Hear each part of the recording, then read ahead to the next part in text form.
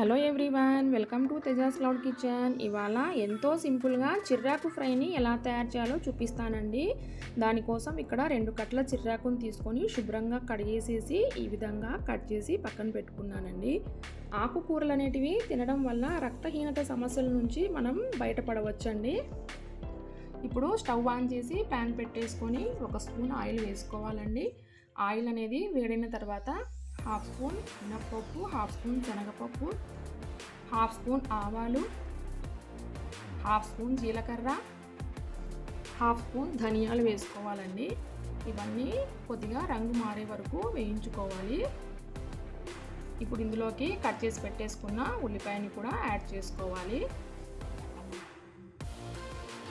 ఇందులో ఎండుమిర్చి, కరివేపాకుని కూడా మనం వేసేసి వేయించుకోవాలండి.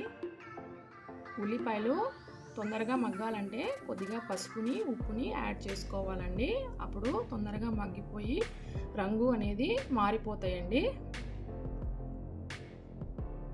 ఉల్లిపాయలు అనేటివి ఈ విధంగా మగ్గిపోయాయి. మనం ముందుగా కట్ చేసి పెట్టేసుకున్న సిర్రాకును ఇందులో వేసుకోవాలండి.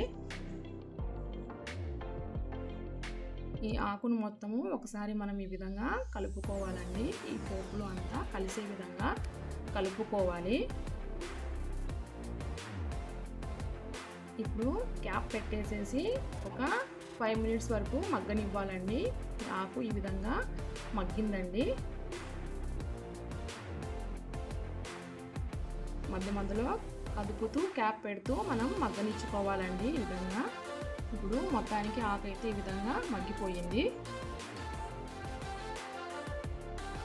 ఇప్పుడు ఇందులోకి వెల్లుల్లిని ఈ విధంగా నేను చితక్కొట్టుకొని వేసుకుంటున్నానండి.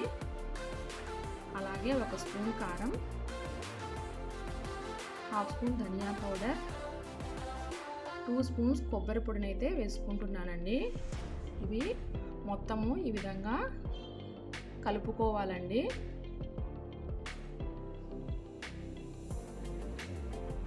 ఈ పొడులన్నీ ఆకుకూరకు బాగా కలిపే విధంగా కలుపుకోవాలి. ఇప్పుడు రుచికి తగినంత ఉప్పునైతే చూసి యాడ్ చేసుకోండి. నేను పోపులో కొద్దిగా యాడ్ చేశాను కాబట్టి ఆకుకూరలో ఉప్పు కొంచెం తక్కువే పడుతుందండి.